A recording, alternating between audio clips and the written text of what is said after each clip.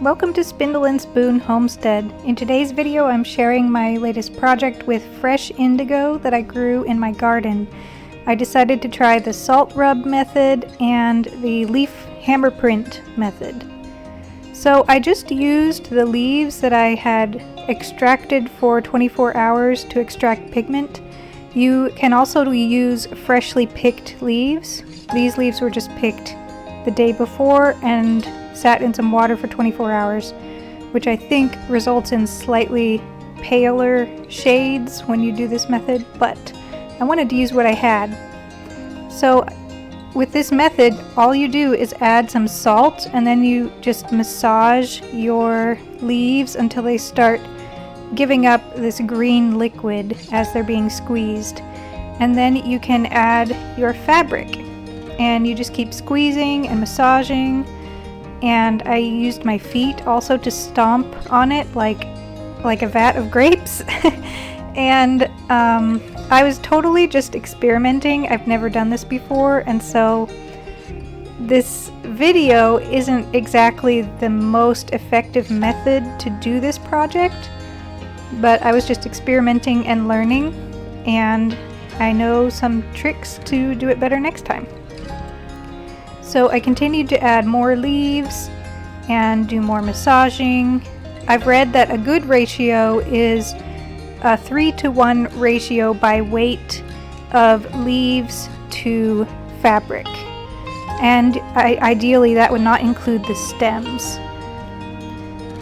So my fabric was getting to be a nice pale icy blue color, and I was pretty excited about that.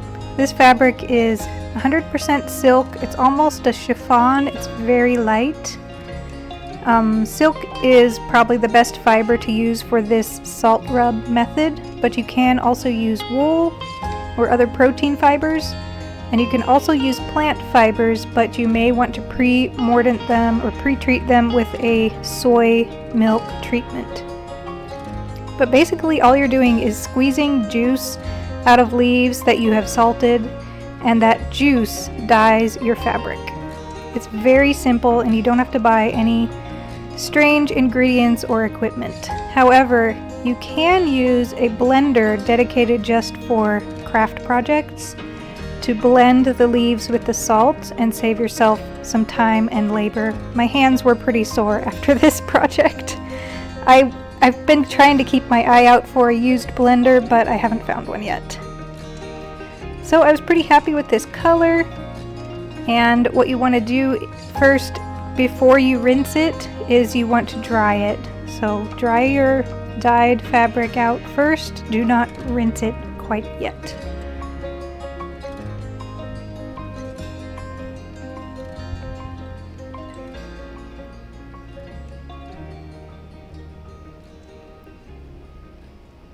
And the next project that I did was hammer printing. This is where you pick fresh indigo leaves and you want to make sure you use them immediately. You don't want them to wilt or anything. And you literally just lay them out on some type of fabric or garment. It does need to be a natural fiber, and again it works best on silk or wool or plant fibers that have been treated with soy milk. So you literally just lay your leaves top side up and protect them with either some packing tape or a clear Ziploc bag, and you start hammering them. You want to put a board underneath them to protect either your floor or protect the fabric from like a cement or stone floor. You know, you don't want that to wear out your fabric, wear holes into your fabric. So the board is necessary. But again, this doesn't require any weird ingredients or chemicals unless you need to use the soy milk, and it just requires a hammer and a board. So it's really simple. It's very kid friendly even. My kids got involved in this project, and you just hammer it with little taps until the leaf print has transferred onto your fabric.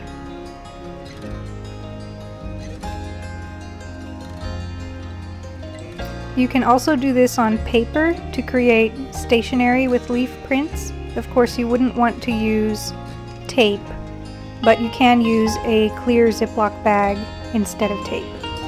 I also did, after that, I did this silk scarf. This is 100% silk scarf, and I wanted to try printing some leaf prints on the corners, 2 of the corners. I used the packing tape for this, but I was really nervous when I peeled the tape off. I think next time I will use the Ziploc bag because I was worried with this delicate fabric that the tape would damage the weave. It seemed to be okay, but it made me nervous. I also folded the silk in half, so I printed identical prints on both of these corners that are layered together.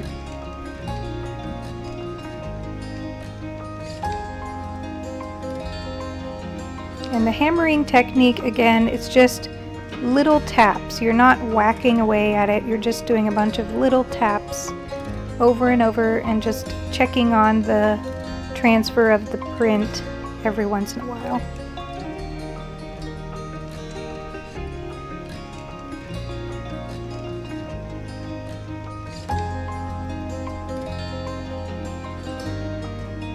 You can see some of the papers that my kids printed on. They also did some socks and a pair of shorts. They had a lot of fun with this.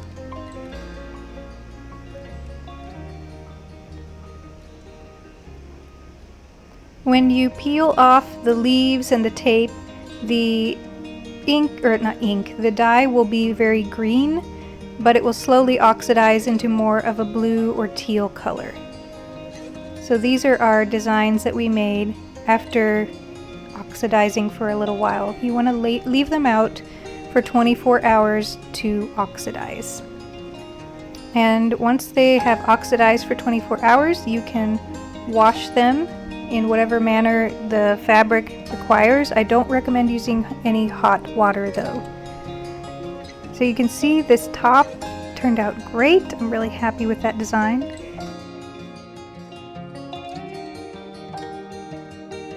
And now back to my silk fabric. I decided to sew a very simple dress, like a Greek-inspired dress that's just made out of rectangles.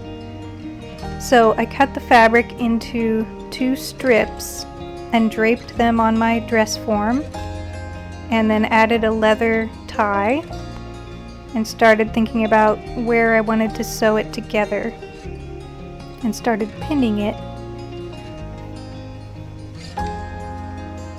And I sewed those side seams and front and back seams together really quickly and put it back on my dress form and started kind of like finessing the gathers on the shoulders, how I wanted that to look, and the neckline, how I wanted that to look, and all of that, and just finessed it and fiddled with it for a while.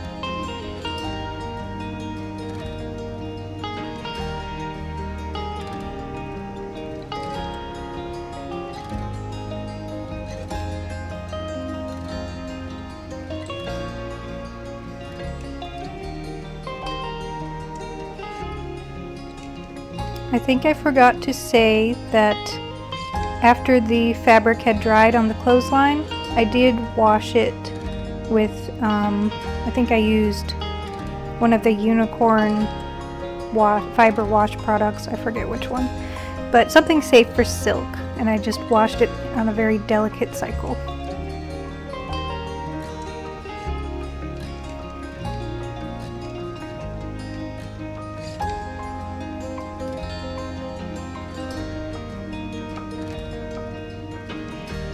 And I went back to the machine and just sewed down the neckline. I literally just turned it under twice, about a 1/4 inch wide with each time I folded it under. So it's very simple. And I did the same with the sleeve holes.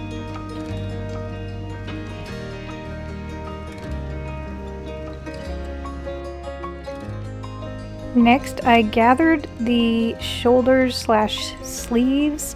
I just imagined a line going straight down from the bottom of the neck to the end of the sleeve, like at the top of my shoulder. There's no seam there, I just sort of imagined a line there and sewed a gathering stitch along that line. I just did one gathering stitch row and gathered them to the shoulder width that I wanted based on my dress form.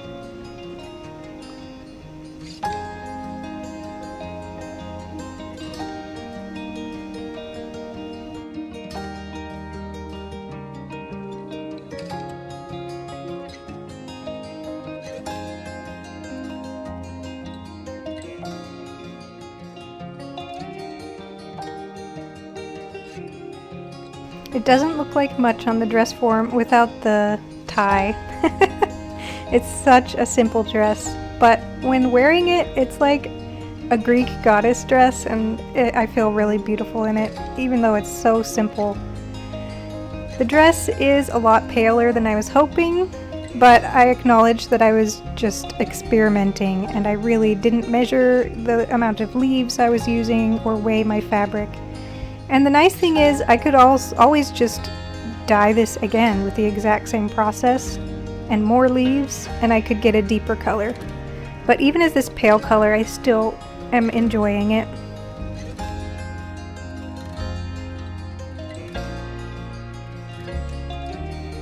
And this is my top after fully washing it. It's not faded at all. I'm curious to see how long the prints will last because I did not treat this with soy milk, and I believe this top is either rayon or a cotton rayon blend, so it's definitely plant fiber, and I'm curious to see how long that will last.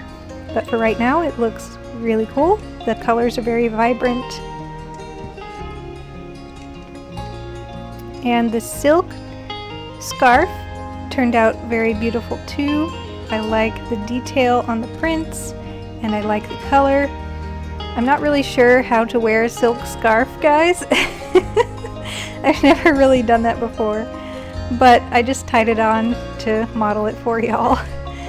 I kind of want to put some more prints on this scarf, like maybe fill the entire scarf with leaf prints.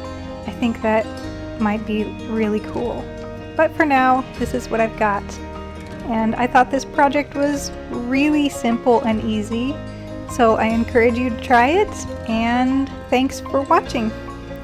Check out the description below for a link to my blog post about this project where I go into a lot more detail with instructions, and I also talk about how to grow your own indigo.